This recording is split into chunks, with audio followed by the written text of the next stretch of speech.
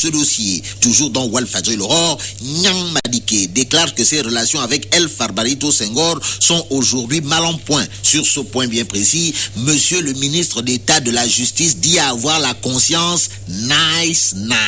À propos du procès de Abré, Madike Nyang soutient que tout est fin prêt dans Walfadjri l'Aurore. De l'horreur au Tchère et au Nier à Gogo, le populaire annonce l'institution d'une indemnité égale à 50% de la solde de base pour les Alkaati. Ainsi, Peuple populaire révèle que la police est gâtée. 22 ans après les événements de 1987, les municipaux ont été réintégrés dans la police nationale. Par ailleurs, Cheikh Tidiane Sy blanchit ses poulains sur la mort de Mamadou Sina Sidibé, écrit Le Populaire. L'As quotidien écrit mort par balle de Mamadou Sina Sidibé. Cheikh Tidiane Sy accuse la foule. Voilà bok. Bon, restons avec l'As quotidien qui ce matin dit Ndeketeyo,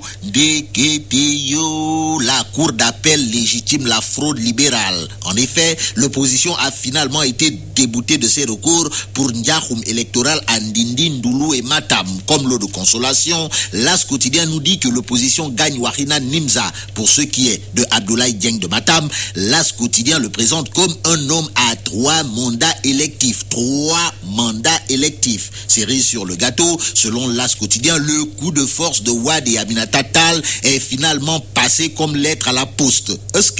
Cependant, 24 heures chrono révèle ce matin les dossiers qui brûlent le palais. Selon 24 heures chrono, ces dossiers ont pour nom dette intérieure, report des locales 2009 et affaire Macky Sall. Et comme Sall et Salé sont ensemble, le matin de Yoff Djamalaï chez Mamli Mamoulaye nous livre les propos de Mahmoud sur l'affaire Macky. En quoi Mahmoud Salé dans le matin quotidien, Macky Sall perturbe Sounou Gourgui national. Par ailleurs, sur les locales à Thiès Benedek Nyarigar, Duro Tolof Akfouki Benkenyenke, le matin de Yoff Djamalaï chez Mamli Mamoulaye ne dit pas Laï Maktar pour la coalition des Wadayon, car, renseigne ce journal, la coalition Soupi est actuellement dans le fort Tchaya de la tourmente. Aussi, Walfadjri l'Aurore, sans nous livrer que ça sent le Tchayanar dans le parti de Ndamal Kadior à Tiwawan. En effet, une saignée dans les rangs du Réumi à Tiwawan est d'actualité, car des leaders du parti de Ndamal Kadior sont présents sur les listes de la coalition Soupi,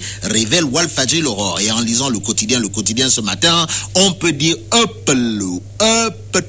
En effet, ce journal se penche sur une histoire du troc nébuleux d'un avion de la marine nationale. Le quotidien renseigne que le négociant d'armes et l'air s'est sucré dans le troc, tandis que 2 militaires blessés, emprisonnés et relâchés l'ont été sans indemnisation. Et à l'époque, nous informe le quotidien, Djibo Leitika, le petit Peul au service de Sounou Gourgui national, Astafourla au service de la République, ministre de l'économie maritime, aurait décaissé en ignorant tout du dossier. Un dossier qui, d'après le journal Le Quotidien, peut s'intituler « Vol armé d'un coucou ». Coucou, revoilà Kafiridine, le fils de Satan dont Walf Grand Place. Ce journal renseigne que le fils de Iblis présente ses excuses. Allahu Akbar. Surtout qu'après ses prédictions sur le Sénégal, Kafiridine aurait reçu des menaces d'après Walf Grand Place. En clair, le fils de Satan a trouvé Kankourang à sa dimension, car les saltigues menacent d'après Walf Grand Place. Ainsi, ma consoeur Lala Sissoro de Walf Grand Place se demande si Kafiridine, fils de Satan, a peur des saltigues. Non, répond le concerné. Le CNRA, concerné par la crise, note Le Populaire dans ses offres. Selon Petit Chaperon Rouge, Astafourla, selon sa présidente, le CNRA tire le diable par la queue, nous apprend Le Populaire. Ce journal écrit que d'après Nancy Ngomdiaye, le Conseil national de régulation de l'audiovisuel est au régime Mafé-Masson, comprenez Gerté Tchaf Aktapalapa. La preuve, selon Nancy Ngom, les membres du CNRA effectueront leur tournée qu'avec des véhicules personnels Ndeyssan. Masha'Allah. Walf Sport nous apprend ce matin que Diawara est passé de l'enfer au paradis. En effet, Souleymane Diawara est aujourd'hui au sommet avec Bordeaux, selon Walf Sport. Ce journal parle aussi du retour de Mamadou Niang en informant que ça se prépare. Et pour commencer, Niang Mamadou raconte ses débuts heurtés avec Éric Giret. Notre Walf Sport, Stade Quotidien, est ce matin avec Henri Camara.